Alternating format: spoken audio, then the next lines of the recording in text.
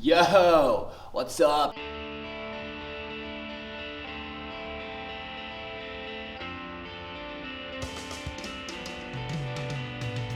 Grow Well is a project that uses community gardening as a tool really for health and well-being. The aim is that somebody who might be experiencing mental health challenges or physical health challenges, loneliness, isolation, can come to the garden.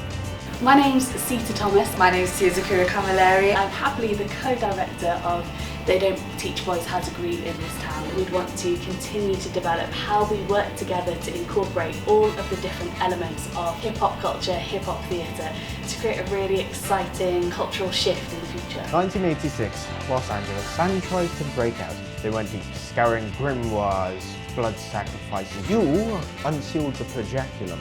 Worse than I thought. This is something I never thought I'd be writing for anyone.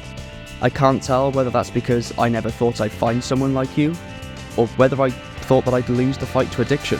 You can just imagine if you have everything, you have your flat, you have nice cars. Unfortunately, someday, just over. Where did you find this? You must have dropped it. What do you want from me? No! I'm gonna be taking you guys to meet my crew. They're pretty cool, but I'm like the main guy.